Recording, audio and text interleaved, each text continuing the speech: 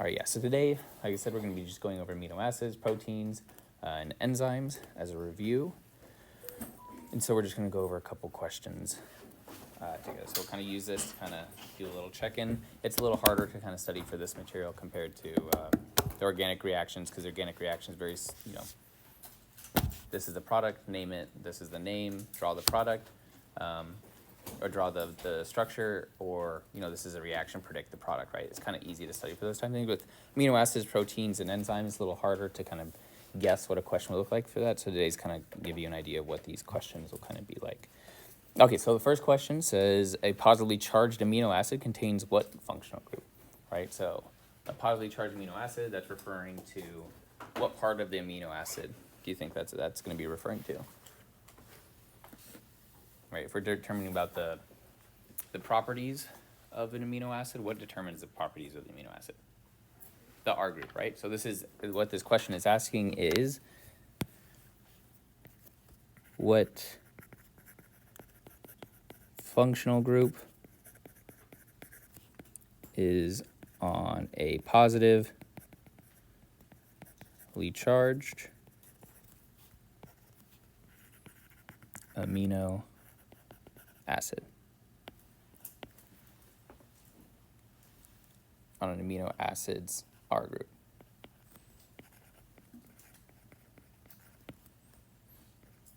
So that's what this question is getting at. So I'll let you guys think about that for a second, and then I have to... Elliot? Yeah, it's usually going to be some sort of amine group, right? So this is usually going to be some sort of amine group, right? Because if we think about an amine group, where does the pKa generally lie around? Is it above 7 or below 7?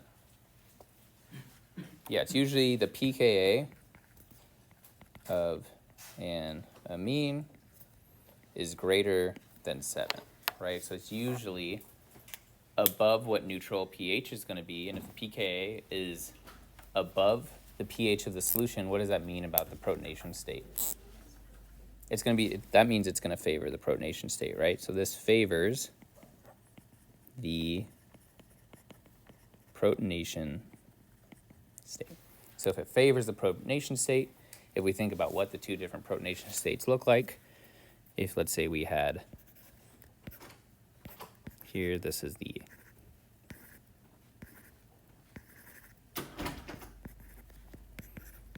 R prime, R double prime, this is our, is this our deprotonated or protonated version of a tertiary amine? So what's the charge on this? Is there a charge on this amine right now? No, right? Because when an amine or nitrogen has 4 bonds, then that's when we have a positive charge, right? So that means that this is going to be the deprotonated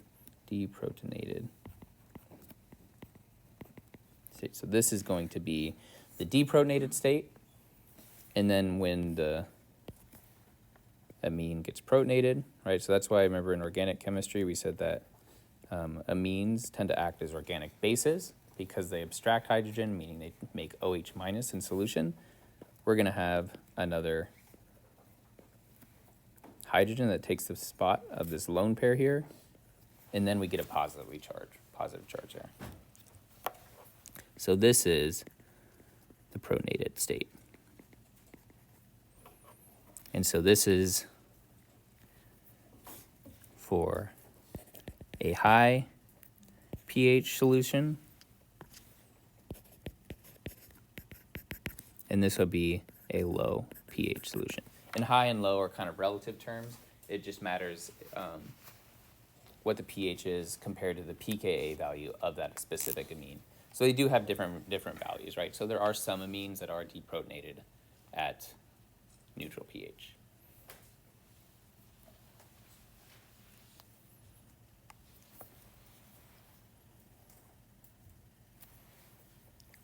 So, low will always have a hydrogen? So the low will always have a hydrogen group? well, if the pH of the solution is going to be low compared to the pKa, then it will have, it'll be in the protonated form, right? So we think about what equilibrium means and how we have our, in bases and acids, we have our base and our conjugate acid. Or if we're an acid, we have our acid and conjugate base, which is really just exchange between the protonated version and the deprotonated version. When we lower the pH, right, that means there's a lot of H3O plus in solution. So that means we're favoring having the proton on the amine group there. And so I'll kind of in summary, this is a long-winded answer to say that, well, positively charged side groups in an amino acid usually have a positively charged amine group there, which means we have a protonated amine. All right. Any questions on that? Thumbs up, thumbs to the side, thumbs down. Oh, thumbs to the side. Okay. two. What? I guess. What's a little iffy, or what do you guys feel a little iffy there? I think we could say this thing. Okay. All right. Well, that's what today's supposed to be, is like a group study session, right? A little bit. So if you're confused, now's the time to ask me. So the next question is saying list 3 amino acids that can hydrogen bond and draw how 2 of them would hydrogen bond with each other, right? And so there's a lot of different ways that you could answer this, but I would look up some amino acids and you can look up amino acids that are capable of hydrogen bonding, but on the exam or quiz, you'll just have a chart of the different amino acid structure. You should look at the structure of the amino acid and then determine if it's capable of hydrogen bonding. Oh my goodness. Yeah, I can imagine. Don't worry about this class. We'll figure it out for this class. But for the future other classes, worry about it. Vanessa? The slides? Oh, it's a like on the most recent. So week 11, common amino acids. That one. There you go. So that's gonna. Huh? It only shows this page though. Oh, these slides. Yeah. I didn't upload these yet. Let me do that real quick. File, create file, choose file. Protein review day. Okay, it should be up now. Thank you. Sorry about that. All right, so who has 2 amino acids? Side groups. We'll do 2 different ones, just. Yes, no, not off Google. You can look at the amino acid structures and then determine the hydrogen bonding, right? So you don't need Google. You just need because you'll have the structures of all the amino acids, right? You have the structures, then you can determine the hydrogen bonding. What do you need for a hydrogen bond to form?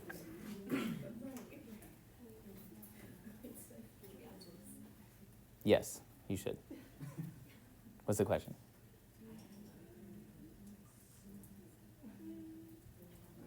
Brian, what's the question? All right, what's the question, guys?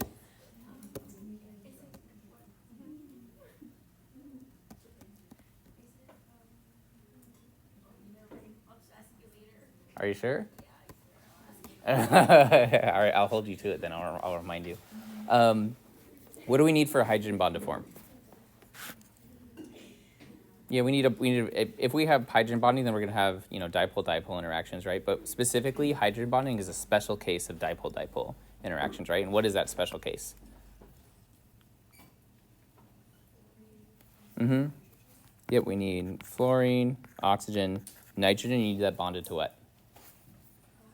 Bonded to H, right? And we need that because if we have, let's say, fluorine and H, this is going to be a very, very partial positive charge on that hydrogen, right? And so that very partial positive interacts with the lone pairs that are on fluorine, oxygen, or nitrogen, right? So that means we want a side group that's either going to have oxygen or nitrogen, because we're probably not going to have any fluorinated amino acids. So we need oxygen or nitrogen, and then we need an H bonded to one of those. All right, so does anyone have any examples of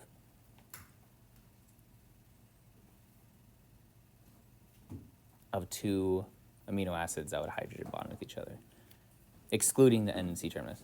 Sure. Does it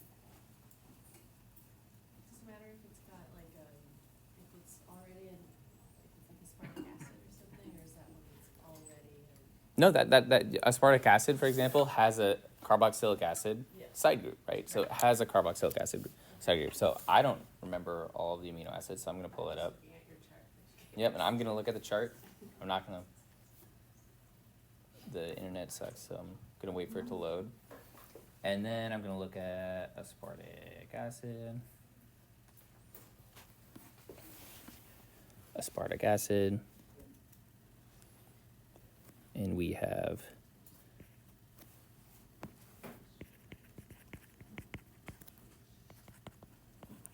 acid is one, and I'm gonna draw it in its protonated form.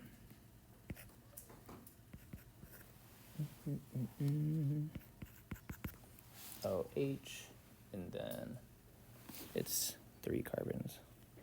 1, 2, 3. And then OH, right? And so this group right here allows it to hydrogen bond with other lone pair carrying atoms.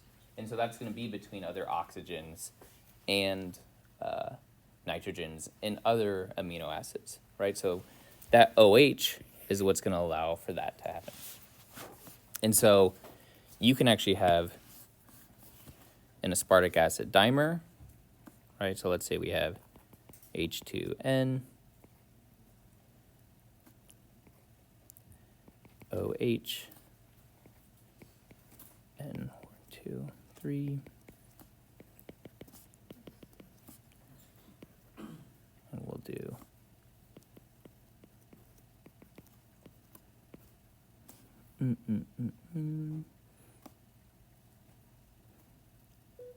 one, two, three. N.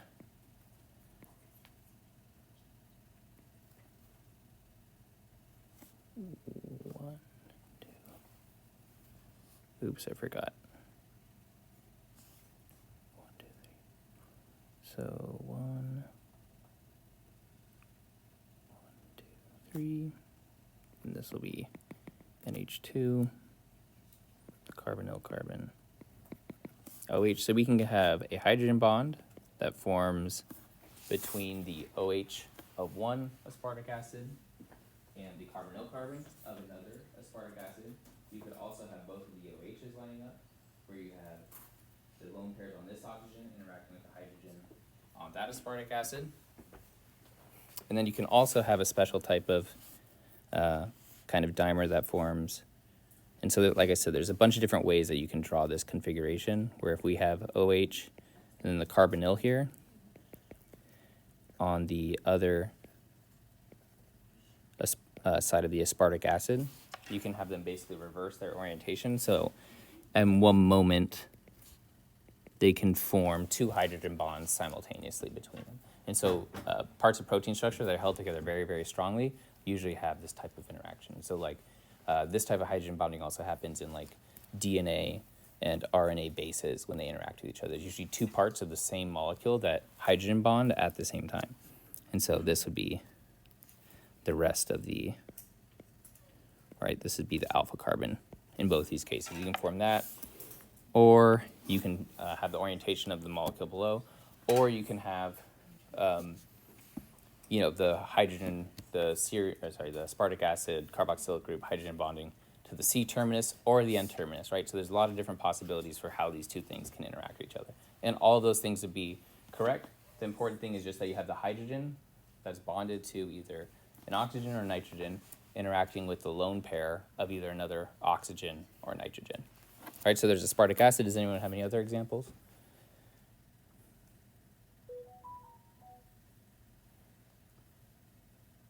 Can I just make sure, for this one, is it the OH, because there's 2, on the chart it just shows 1 O for the second carbonyl bond? Is that because you protonated it and then?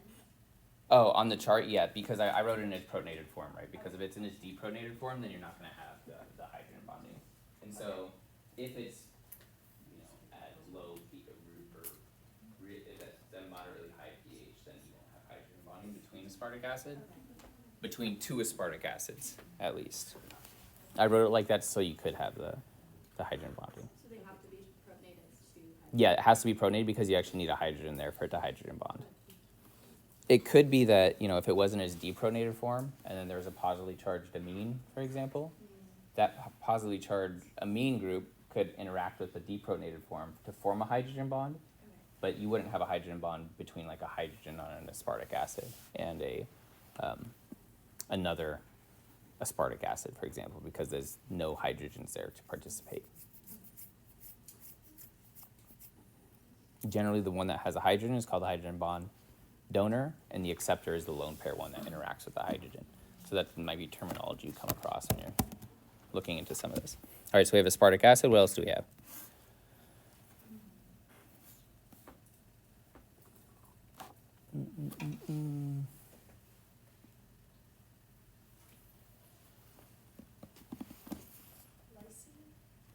Lysine, that's with a nitrogen group at the end. Yep, that'll work. Lysine. And so that was 1, 2, 3, 4. 4 carbons. So we have our alpha carbon. 1, 2, 3, 4. And then we have on the, where'd lysine go? Yep. H3N plus. So this could be the protonated form or the deprotonated form. Then we have the carbonyl carbon, the carboxylic acid side, OH, and then the N terminus. And this is also going to have a hydrogen there, right? So lysine is another one that's capable of hydrogen bonding. Generally, anything that has an oxygen or an amine in the side group can participate in hydrogen bonding. For there to be an actual hydrogen bond between the two amino acids, again, you at least need to have one of them as a, hydrogen bond donor where it has a hydrogen bonded to it, and the other one needs to at least have a lone pair for them to interact that way. So lysine is another one, and then does anyone else have one last one? Glutamine? Is it glutamine or glutamate? Oh yeah, glutamine. Yeah, so glutamine, yep, that would work as well. So the last one, I'll put glutamine. This would be the same thing, alpha, OH, NH2, H, and then that one has how many carbons coming off of it? 1, 2, 3. 1, 2, 3. Then NH2, or I like to try as H2N. Right, so you have the two nitrogens, the one nitrogen here that has two hydrogens that are bonded to it. So each hydrogen on that nitrogen can participate in hydrogen bonding. There's also a lone pair here that can participate. So you can have hydrogen bonding between two glutamine molecules that is direct hydrogen bonding just between the two amino groups there.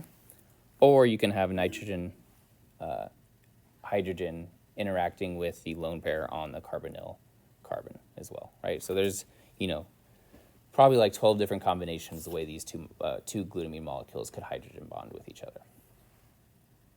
Right, so the important thing we're looking again for this problem is we're just trying to see, based off of the R groups in each of these, that they are capable of hydrogen bonding, right? So we need fluorine, oxygen, and nitrogen bonded to a hydrogen for that to occur. Okay, and if I do anything with pH or anything like that, I'll make sure that the pH is acceptable, such that, for aspartic acid, you probably need to be at a relatively low, you need to be at a pH of like 2. It's like a pKa of 3.71 for this. So this proton right here, the pKa is 3.71. And if the pKa is 3.71, then at neutral pH, what would you expect for that carboxylic acid group? It would be deprotonated, right? So that would be deprotonated. And again, the carboxylic acids, when they're deprotonated, is when they have a negative charge on them. Oxygens are going to have a negative charge in the deprotonated form. All right, everyone good on that? Does that make sense to everyone? Guys don't want to ask your question? Did you figure it out? Okay. All right. So the next question is, why is glycine non-chiral? All right, so a couple things we have to keep in mind here, right? What does chiral mean? And then what does that mean for different enantiomers for amino acids? How do we define different enantiomers of amino acids? And then if glycine is non-chiral, what about the structure of that indicates that it's non-chiral? Okay. So what is the unique structure feature of glycine? Right, what gives amino acids their identity?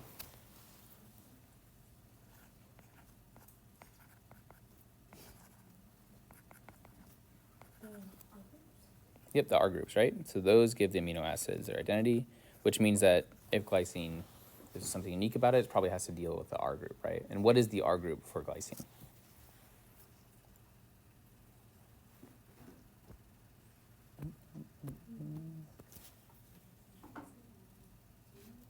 So what am I missing from the structure right now? Yep, it doesn't have an R group because an R group comes off of the alpha carbon, right? So this is the N terminus or N terminal.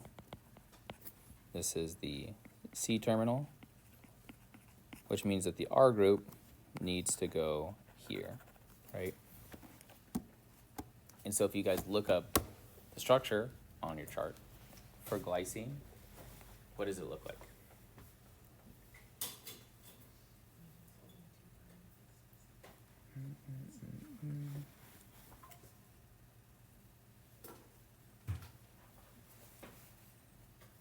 All right, so here I have the full Lewis structure drawn. So I'm missing 2 bonds on carbon, right? On the table, it just has the carbon skeleton for glycine. So if on the carbon skeleton, what is attached to the alpha carbon? Just hydrogen, right? And how many hydrogens? 2. Right, so glycine's R group is just a hydrogen. Right? So there's 2 hydrogens that are bonded to that. Usually there's only 1 hydrogen bonded to the alpha carbon. There's 2 hydrogens. So the R group is just hydrogen, which means there's 2 hydrogens on there. So why does this not have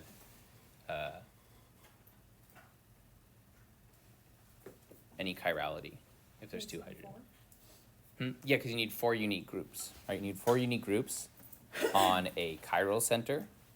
Right, you need 4 unique groups. 4 unique groups on chiral center.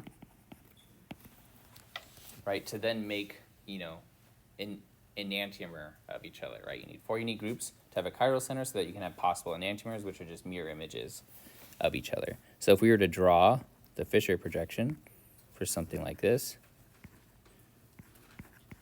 NH2, H, H, C double bond O, OH, right? That's what the Fisher projection would look like. If we have a D or L amino acid, what determines that?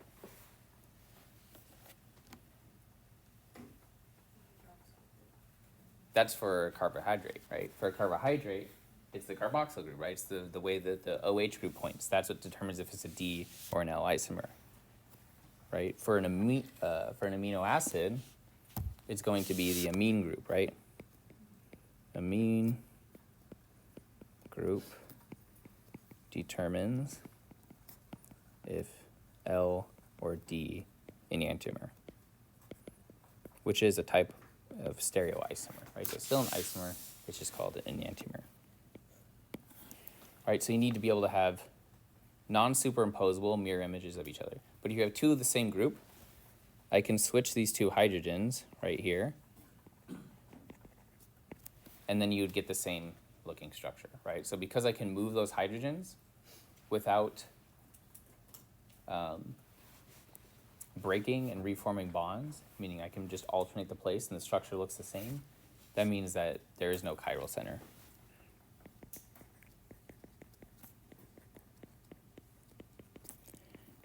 Change the 3D.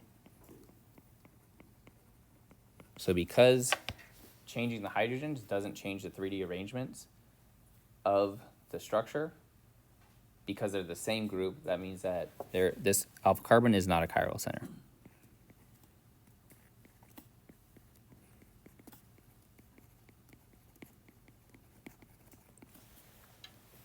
every other amino acid would have an R group at this position, right? Every other amino acid is going to have an R group at this position, or you could write it here. It's generally drawn with the R group going down like that. So if there's an R group at that position, now we have 4 unique groups, and it becomes a chiral center. And that's how we define our D and L isomers. So glycine is unique because it doesn't have a traditional a carbon R group. It just has an extra hydrogen there that makes it achiral.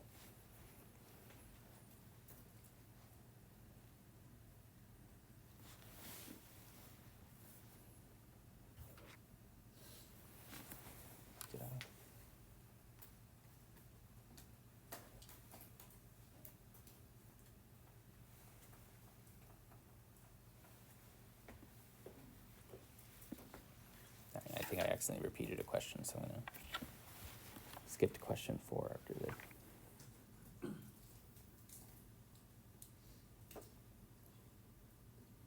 So this is, this type of question is really just a kind of workaround way of saying, do we understand what L and D enantiomers are, and what makes something an enantiomer, right? So just because the question might not be exactly, is glycine chiral or achiral on a quiz or exam? It might say, is this a D or L isomer? But that understanding goes into this question as well.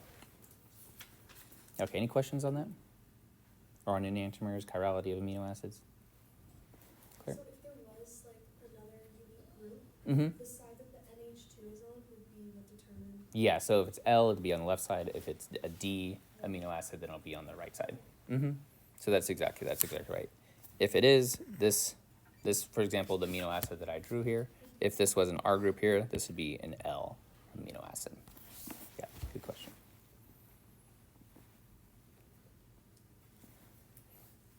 Okay, so again, I accidentally repeated one.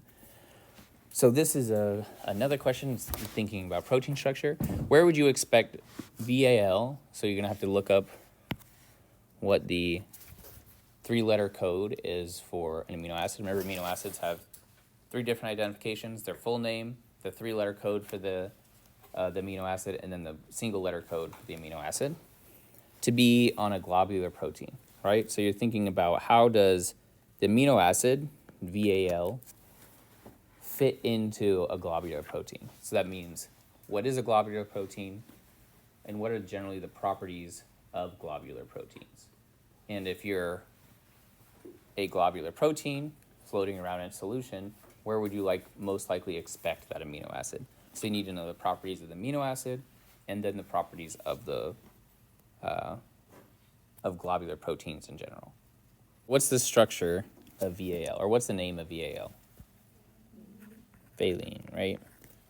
So that's VAL. And what's the structure for VAL? We know we're going to have our alpha carbon, and I'm just going to draw the carbon skeleton from this part. H2N, right? And then we have 1 hydrogen, and then also our R group. So what is the R group for valine? Yep, it's going to be an isopropyl group, like that, right? So that's our isopropyl carbon. Remember, the organic chemistry and stuff never really goes away, just like intermolecular forces never go away, right? So this is the isopropyl group. And so looking at this, how would you classify this amino acid? Remember, in the different ways we kind of classified them was nonpolar aliphatic, nonpolar aromatic. Those two we don't really talk about a whole lot, so I wouldn't worry about separating them. Polar uncharged and polar charged, right? So how would you classify this one? What was that? So what about the R group here, do you think would make it polar? Is isopropyl polar? Right, because we only have carbon-oxygen bonds here, right? So we only have carbon, sorry, not carbon-oxygen, carbon-carbon bonds and carbon-hydrogen bonds in the R group, which means that these are all non-polar bonds, right? And we have all non-polar bonds, which means that this is a non-polar side group. All right, so it's a nonpolar side group, which means that it's going to be a nonpolar amino acid. Right now, it's just a floating amino acid in solution, so it could exhibit a little bit of polar characteristic because it's not part of the chain. But if it was part of a long peptide, this would be a nonpolar part of the chain because of the R group. So we have a nonpolar side group. Okay, so we've determined the structure of our amino acid based off a 3-letter sequence that determines the name, and we determined its properties, right? So now we need to think about how that fits in to a globular protein, right? So a globular protein usually are shaped like globs, right? They're spherical proteins. And what else do we know about globular proteins? They tend to be soluble in water, right? They tend to be soluble in H2O, right? And H2O is a polar solvent, right? So they tend to be soluble because it's a polar solvent. So then where on a globular protein do you think valine would fit in, right? How does valine fit in with the soluble nature of the globular protein? Do you think it's going to try and stay away from water molecules, or it's going to try and interact with water molecules? So in chemistry in general, do things that have opposite properties want to stay together or separate? Right? If you think about oil and water, they want to separate, right? And so water is polar and valine is nonpolar. So they want to separate from each other, right? And so where's the only place on a globular protein that wouldn't be near water? It would be inside, right? So it wouldn't necessarily be on the sides, right? If it was in the middle of a membrane or something, then it would be on the side. But we haven't talked about that. It'll be on the inside of the protein, right? Because these structures, you know, even if it's a globular protein, it's a big old jumbled mess like this, right? That means there's protein or amino acids that are going to be surrounding the protein, and there's still chains that are going through the middle of the protein, right? So valine is most likely going to be in the middle of the protein, right? That's separated from the outside, separated from the water, right? So valine is nonpolar, which means it does not want to be near water, so it'll be on the inside. Right, so it'll actually stay on the inside. And so that'll probably be, you know, evolutionarily developed that this protein that was meant to be soluble in water evolved such that the sequence has a lot of valine motifs in the center of the protein, right? So when it folds, it wants to keep all the valine motifs there. So if we were to draw it in this protein, maybe we would have a bunch of valines, which are just little isopropyls, a bunch of little peace signs hanging out in the center of the protein. And obviously this isn't a perfect interaction. There may be some water molecules that get in there and interact with a little bit of the valine. But in general, it'll want to stay as far away. And so the same way when you put a drop of oil in water, it doesn't spread out. It all coalesces into a single drop that floats on top of the water. The same thing kind of happens with proteins. That can actually drive how the protein folds. If you're making a protein in water, you know, naturally if there's a bunch of nonpolar groups, those are all going to kind of coalesce like an oil droplet does in water, except they're all part of the same chain. So it's like the chain is going to be folding in to keep all of those nonpolar groups together, right? So the important thing here is to identify the amino acid based off its R group. What are the properties of that R group? What do we know about globular proteins? And how do the properties of the amino acid and the property of the globular protein correlate with each other? Right, so this is kind of a similar question as like if we have, you know, an enzyme substrate complex and our substrate is a very polar molecule, what do you think the active site of the enzyme looks like? You're matching those intermolecular forces to then make sense that, well, the active site is going to match whatever the substrate should be. All right, any questions on that? Right? If it was a fibrous protein, would it be on the outside? Yeah, so fibrous proteins, for example, you have insoluble proteins in water. They tend to be insoluble, which means that the valine, you know, probably wants to be soluble in other oily, fatty substances. So the nonpolar parts will be exposed on the outside of the protein. Good question. Is the valine absorbed or is it just tucked away? So really what we have is the chain looks something. Actually, I'll draw it on here so that the YouTube video gets notes. Right? Really what you have is you have a long chain of like amino acids, and they're all the different R groups, right? So you have a bunch of valines like this. They're all bonded together by peptide bonds, right? And so the chain is folded in a way so that all the valines are pointing inward, right? Because all of these, the peptides, they have three-dimensional shape based off of where the R groups are pointing. And so all of the valines are going to be pointing towards the inside of the protein. So this direction will be the inside of protein. And maybe on the other side we have some polar, right, some polar motifs. So maybe we have, what did we do earlier? We did 1, 2, 3, 1, 2, 3, 1, 2, 3. We had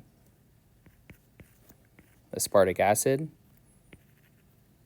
something like this.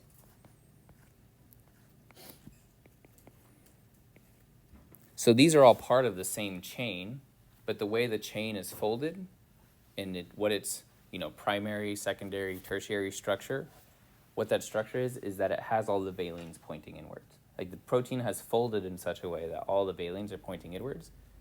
So you're keeping the hydrophobic stuff or the nonpolar stuff away from the outside of the protein so it doesn't interact with water molecules. Does that make sense? So we're talking about this, that's a good question. We're not talking about this in the case of like individual amino acids floating around in solution. We're thinking them as a protein that's, you know, formed a polypeptide. And where on the polypeptide chain, you know, once you get to tertiary structure, where has the tertiary structure put the valine motifs in the protein? Does that make sense? Does that make sense to everyone else too? Okay. All right, let's take like a 5-6 minute break. I will come back and we'll finish up.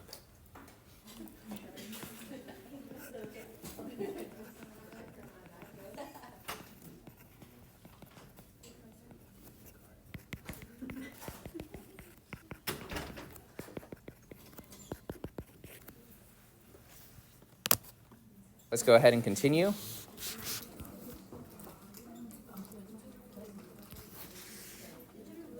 All right, so this one says, what type of functional group is used to synthesize proteins? All right, proteins are polypeptides. And what functional group is formed when we synthesize a protein?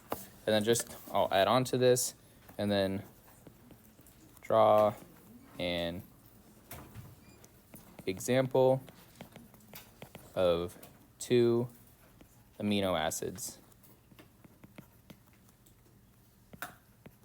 forming a polypeptide.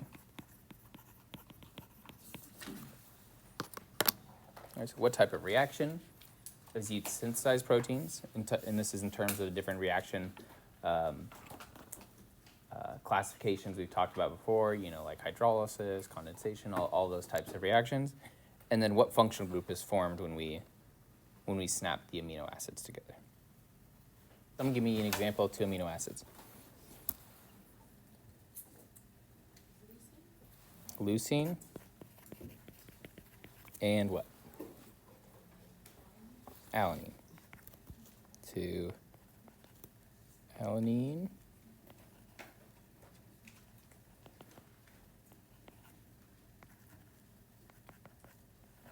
all right, and so these are going to react together. Usually you need the presence of a catalyst, and it's usually acid catalyzed for this reaction, and then it's going to form a polypeptide. So this will come together to form a polypeptide. So even before I've drawn the specific bonds or anything, how would you classify this type of reaction? Yeah, this would be a condensation reaction, right? Because we're starting with from two smaller amino acids to form one larger polypeptide. Right, so this would be classified as condensation because we have two smaller amino acids that bond to form one large polypeptide. Right? And then if I draw out these molecules, let's see if I can remember. I was hoping you guys were going to say arginine or lysine because those are the only ones I know. But if I draw both of these together, so I believe leucine is 1, 2, 3, 1, 2, 3, plus H2N OH. Alanine, I think, is just a methyl group on us. Let me see if I was right.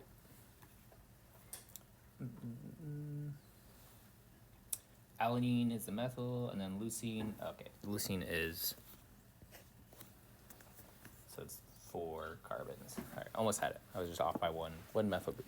All right, so that's the leucine, and then that's the alanine, and they're going to come together. And so, what two parts of each of these amino acids come together to form a bond? How do we bond one amino acid to another amino acid? They're gonna lose the hydrogens. Yep, they're going to lose the hydrogens, right? So when we do this type of condensation, what's usually a byproduct of this? Water, right? So that means that we're going to lose water. So we know that there's going to be some plus H2O here. And where are we going to lose water from, right? Doesn't mean we're actually losing a water molecule. It means we're going to lose 1 oxygen and 2 hydrogens, right? So where are we going to lose the water molecule here? Yep, we know we have an OH here and a carboxylic acid side. And then where are we going to lose one more hydrogen? The N hydrogen, right? We're going to lose from the N terminal of one amino acid and the OH from the C terminal of the other amino acid, right? Clear? Could you do it with the other hydrogen that's bonded? Yeah, you could go in the other order too if you want. It would basically depend, right? So a lot of times how proteins are synthesized, they go through the ribosome. They're bonded to an RNA sequence. The RNA sequence tells you what amino acid to put next, right? So that's how the ribosome works. But yeah, technically you could go the other way too. It doesn't matter which way you could go. The important part is you know C terminal from one side, N terminal from the other side.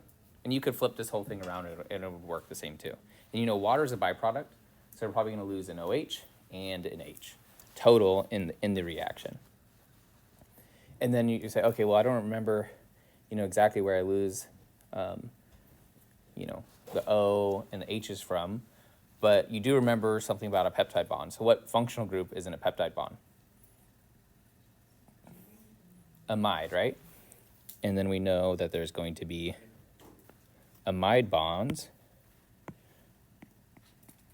Amide equals peptide bond. And so you don't remember exactly how these two are going to snap together, where the water comes from, but you know that an amide is a peptide bond. And how do we define an amide? Or what is an amide? We have a carbonyl group, right? Right next to an amine, right? So we have a carbonyl group right next to an amine, right? This is what an amide looks like. And then we can have different R groups here, hydrogen, and then another R group there, right? That's what an amide looks like. And so if we look at the amino acids, we see that here, if we're snapping the C terminal to the N terminal of another amino acid, then we know that this carbonyl carbon has to bond to that nitrogen, which means that we're going to have to get rid of the OH group and one of the hydrogen here, right? And that should give us our water. So when we do that, we give NH2N. That's going to be our N terminus for the final polypeptide. Alpha. Something like this. Then the carbonyl carbon is going to be directly bonded to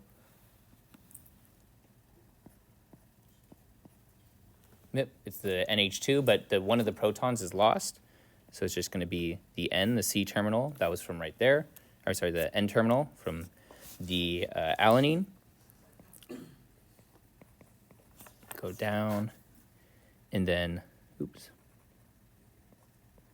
Right here, then we have the C terminal of the final polypeptide chain. Right, that's our C terminal there. And then the R group here was just the methyl group. And we have, there's no charge on this central amine, so we just have a lone pair and a hydrogen there. All right, so we took the C terminal of one amino acid and bonded it to the N terminus of the other amino acid. Right, and in the process, we lost water, which means that we know we have to lose an OH somehow. The OH comes from the C terminus, and then the extra hydrogen comes from the N terminus of the other amino acid. Okay.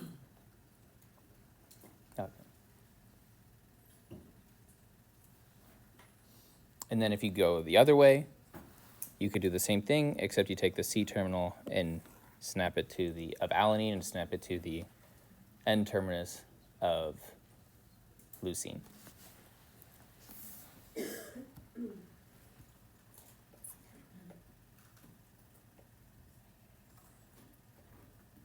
All right, so this one, another way of asking this question is draw the condensation reaction between valine and threonine, for example. No matter what the amino acids are, it's the same idea for every single one, right? All you need to be able to do is draw the backbones of the protein, right? The backbones are just going to be the C N terminus and the alpha carbon. And then all that's left over is the R groups, right? So you don't even have to worry about the R groups whenever you're doing condensation between two amino acids.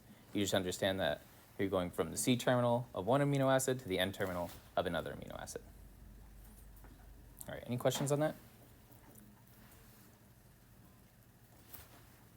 Okay. All right, so this one is one we haven't talked about a whole lot, but maybe we can,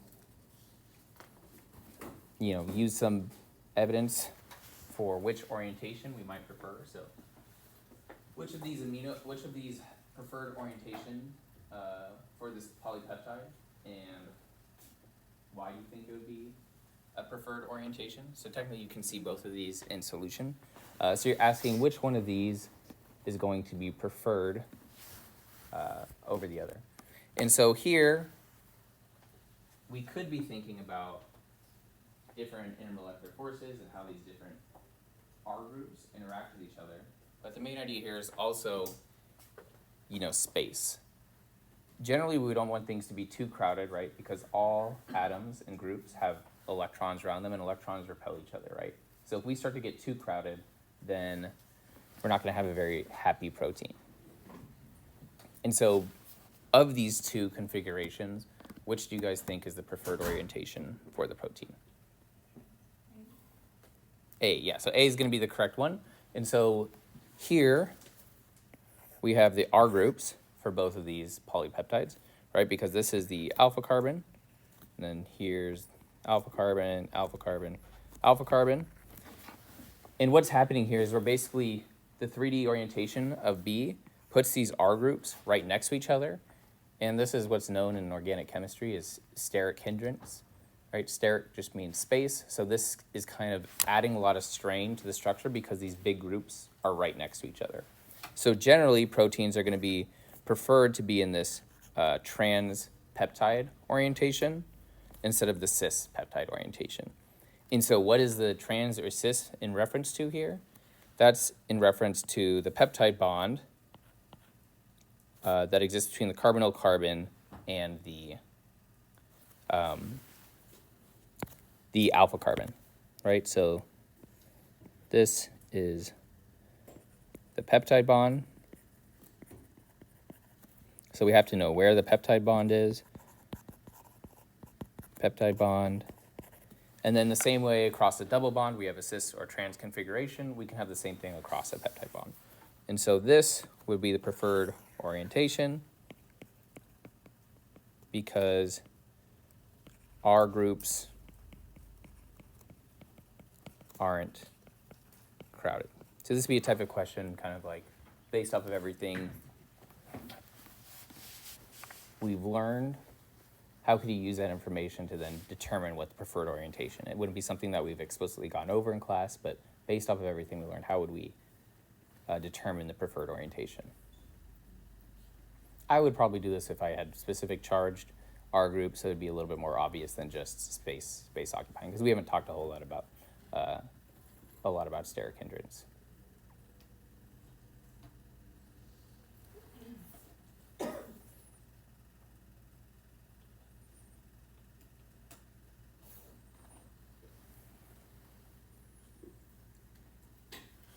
Okay. Any questions on this one?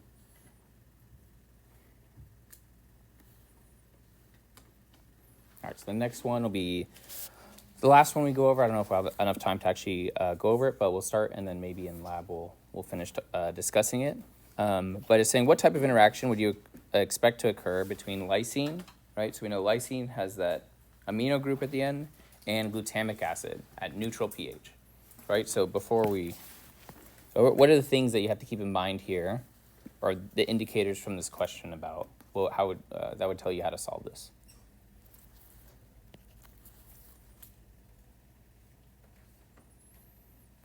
All right, we have the identity of amino acids, right? And identity tells us what about the amino acids?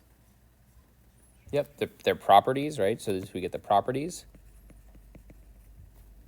of the amino acids from the identity, right? So we know we have two specific amino acids, so there must be something interesting with those amino acids that gives them their unique properties that we then can ask the question. And what else is the question asking or indicating to us? It says we at neutral pH, right? So it says we know the solution is at neutral pH.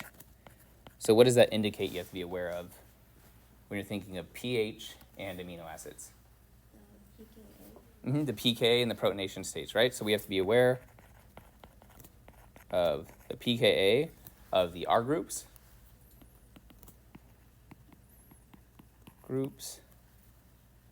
In, and then how that affects the protonation state of the R group. Right, so these are the things that should pop into your mind as soon as you read the question. I need to be aware of what the protonation state is of the R groups, and then how the pKa of those R groups then determines the protonation state. All right, so that's kind of the order of what, if I read the question, what I would think about. Okay, well, we have specific amino acids, so there must be something unique about them. And then we have something saying the pH, which affects the protonation state of the R groups, which makes me think, okay, those R groups probably have, pKa-dependent protonation states, or pH-dependent protonation states on their side chains, on their R groups.